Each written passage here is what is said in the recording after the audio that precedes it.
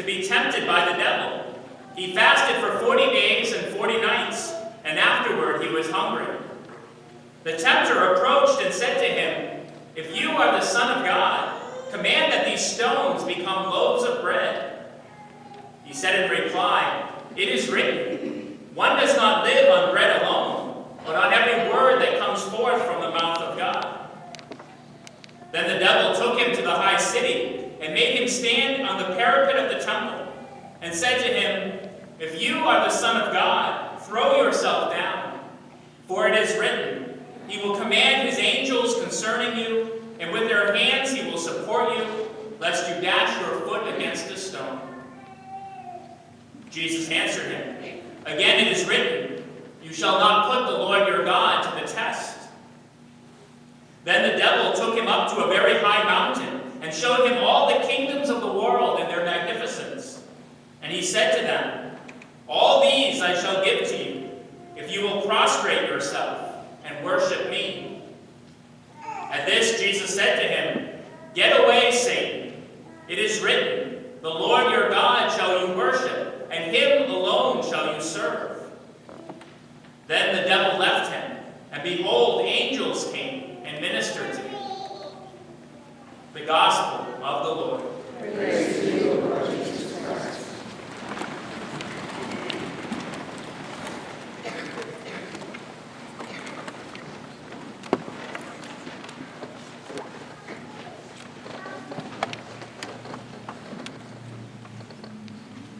Late on a Sunday night a few weeks ago, I started driving up to Sugarloaf in Maine for my annual ski trip. And it was late on a Sunday night. I had to wait till after the Sunday night Mass was done, so it was dark by the time I set off. And I was so eager to get ready, started on my vacation, that I had everything packed in my car, ready to go. So I just ran in there right after Mass, started driving. My GPS said it would take about 2.5 hours to get up there, but I was pretty sure I could do it in 2 in my usual speed. And I didn't think much of a little bit of snow that started to fall as I left Lancaster, but the snow really began to pick up as I drove up through Groveton and then into Stark. And I got up into Stark, and I really hadn't slowed down at all because I was just so intent on getting where I was going. And I came around a big bend in the road in Stark, and I hit a patch of black ice beneath the snow. And before I knew what was happening, I was going around and around in the road, doing 360s. I slammed into a snowbank on the side of the road. My car was completely buried. I was stuck. Now, everything in my car went flying, by the way. It was amazing. Now, this was up in Stark, in the middle of nowhere. There's no cell phone coverage up there. It's the middle of the night in a snowstorm. There is no traffic on the road. It's a 10-mile walk back to town, and I said, what on earth am I going to do now? I wonder how many of us are so intent on going wherever we are going in life. We are going there so fast that we never slow down to ask whether we should really be on this road, or whether we should be going so fast. It is not until something goes wrong, or something significant at least happens, that we begin to reassess our plans. For some of us, that patch of black ice might be the birth of a first child, or it might be the death of a loved one, or it might be a battle with an addiction or an illness. Suddenly, I begin to realize that my life isn't under my control like I thought it was. For others, it could be someone else in our life. It could be a friend. Someone who clearly exhibits direction and joy in their life. They seem to know exactly where they were going. And this elicits some curiosity in us. What does this person have that I don't have? For others, it could simply be a sense of emptiness, a sense of longing within myself. I begin to feel I really want to go somewhere, but I'm not even quite sure where. And this is where we begin to get into trouble, because very often we begin to fill up that emptiness, or try to, with anything that's near at hand. With shopping, material things, with trying to win the approval of others, with trying to make a lot of money, with trying to look a certain way. And before we know it, we are on our roads somewhere, and we have never even stopped to ask ourselves, is this road even going to lead to lasting happiness? It reminds me a little bit of the Texan who owned a huge ranch down in Texas. Thousands and thousands of acres. And in the backyard of this ranch, he had this huge heated swimming pool in which he kept a shark. Now, this Texan loved to throw parties. He loved to entertain. And at every party, he would invite all the guests out to the swimming pool. And he would issue a challenge.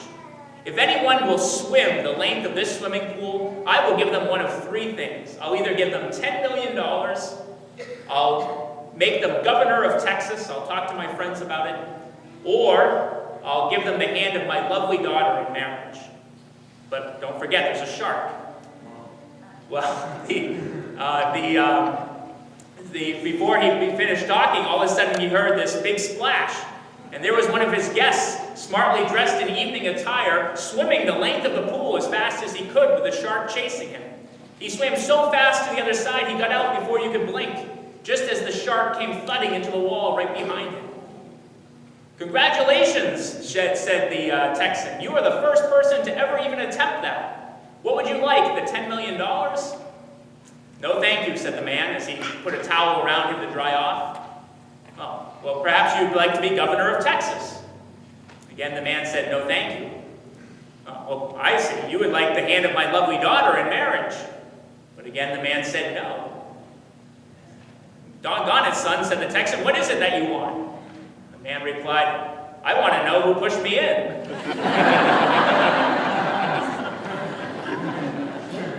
All of those things that we so often pursue in life, money, sex, power, pleasure, whatever it is, they don't make us happy in the end. In the end, they don't lead to lasting happiness. So if we just pursue those things in life, then we end up in a dead end.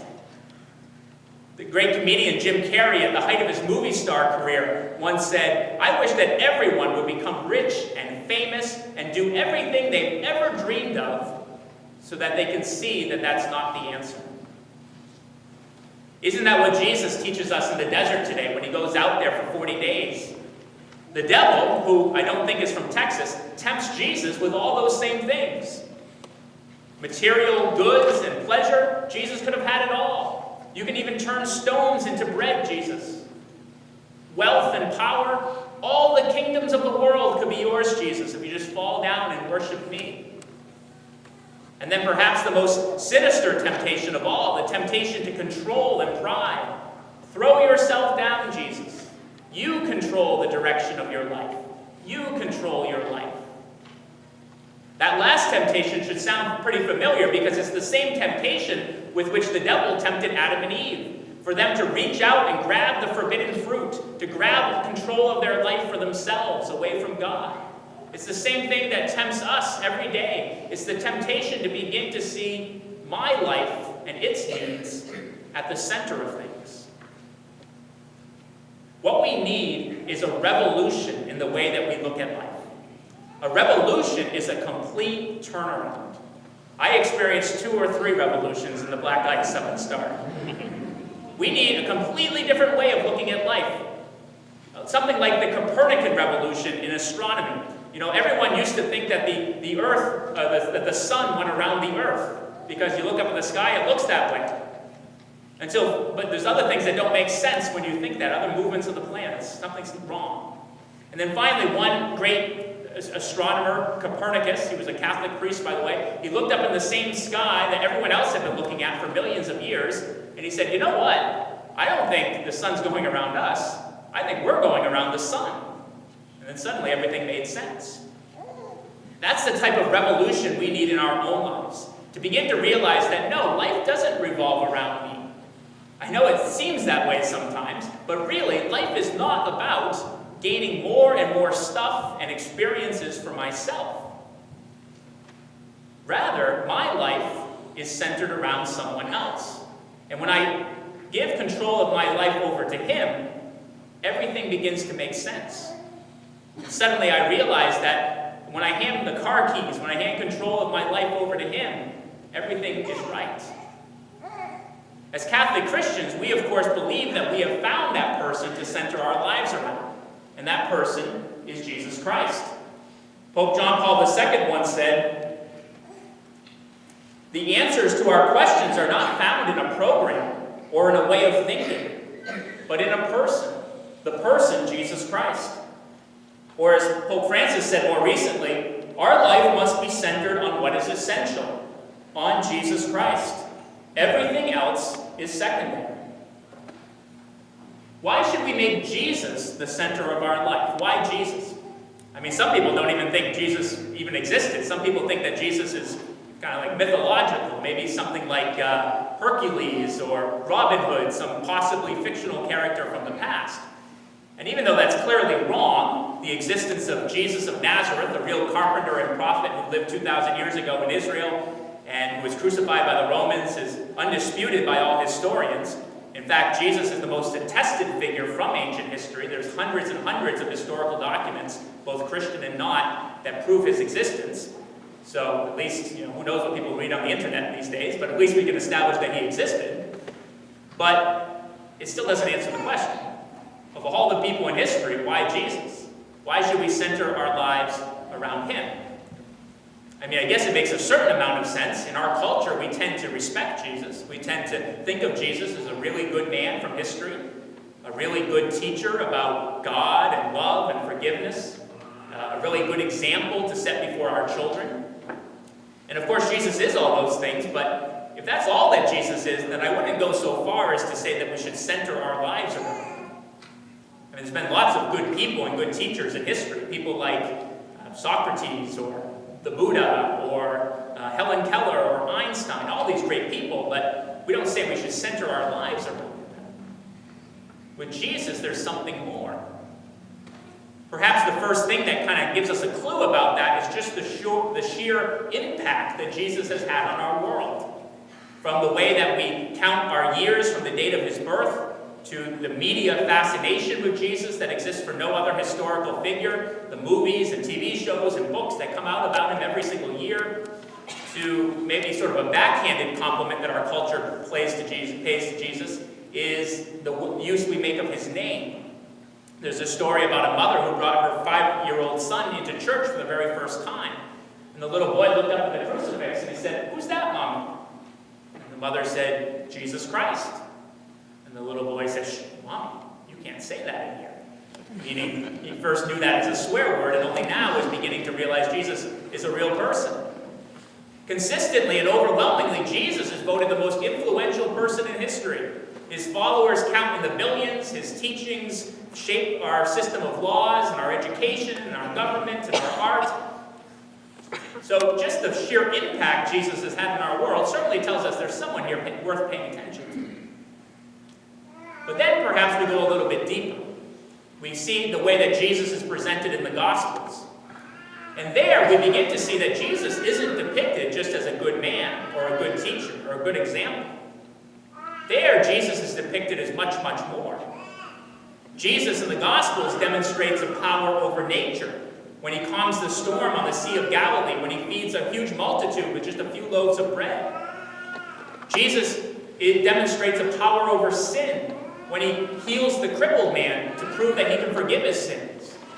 Jesus demonstrates a power over death when he tells the dead little girl to get up and stop sleeping, when he tells dead Lazarus to come out of the tomb.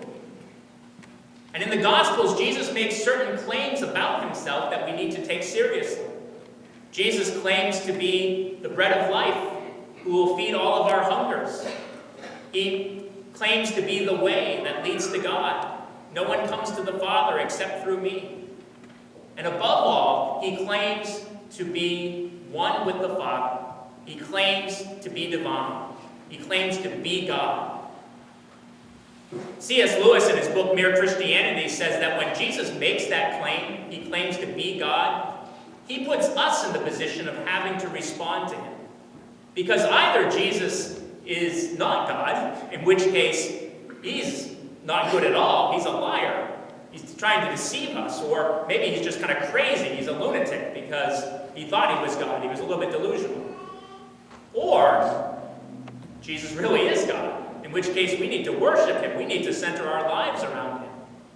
But what Jesus doesn't let us do is stay in that comfortable place where we can just say, "Oh yeah, Jesus, he was a great guy."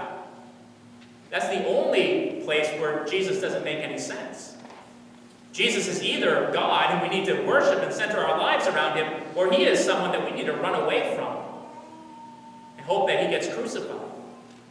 As C.S. Lewis goes on to say, Christianity, if false, is of no importance. If true, it's of infinite importance. The only thing it cannot be is moderately important. We love to keep Jesus in that place where he is moderately important, where he's in our lives but not at the center. It's a little bit like the tightrope walker who came to town one day, and he tied his tightrope between the two tallest buildings in town, right on Main Street. And he began to walk back and forth on this high tightrope. And everyone in town came out to see this incredible thing happen. And this huge crowd gathered below, and they were cheering him on.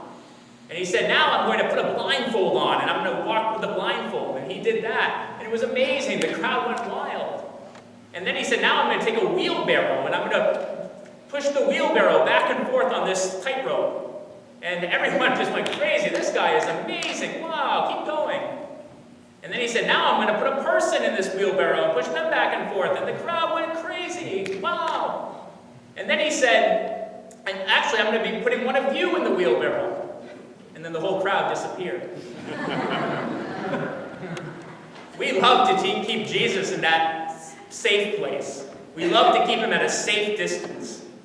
But as soon as we begin to suspect that perhaps Jesus is going to ask some personal response of me, that maybe I'm going to have to risk something of my own, many people at that point begin to walk away. Here is a thought exercise. How important is Jesus in your life? Is Jesus one of those many people that are on the side of the road that you drive past as you are heading to wherever you're heading in life? Is he one of those people on the side of the road? Or maybe Jesus is in your car. He's in the back seat. He's right there, part of your life, but you don't take it too kindly when he says that there's black ice ahead. Be careful. I don't need a black backseat driver right now, Jesus. Thank you. Or maybe you've invited Jesus all the way up into the front passenger seat of your car. There you are, the two of you together, moving down the road together. But the steering wheel is still firmly in your hands. Or maybe, just maybe, you've invited Jesus into the driver's seat and handed him the car keys. Unless sooner or later we all get to that point where we can allow Jesus to take the wheel, we're always going to end up in a dead end. We're always going to end up stuck in some snowbank, up in Stark, with no cell phone coverage, wondering how am I going to get out of this in a snowstorm. By the way, if you're wondering how I got out of that snowbank, you're going to have to wait till next week. My story is going to be continued. Jesus in the gospel says, who do you say that I am? He asked that all-important question. Who do you say that I am? Over the next 4 weeks of Lent, we're going to try to answer that question. For now, the suggestion that Jesus is the one that we should center our lives around might be something that you've already accepted. Or it might be something that you're not really comfortable with right now. Or it might be something that is just a suggestion for now, something you have to think about. But regardless, you don't have to take my word for it. You can ask God yourself. In the scriptures, God says, if you draw near to me, I will draw near to you. And all it takes is just in the silence of my heart, of your heart, to say, Jesus, God, if what Father Matt is saying is true, please show me. Please reveal yourself to me. Jesus, I want to know if you are true. I want to know if you are the one that will bring meaning and direction to my life. I want to know if you are finally the one that will not leave me disappointed, that will not leave me stuck in some snowbank somewhere with nowhere to go. I want to know if you will bring direction to my life. Amen.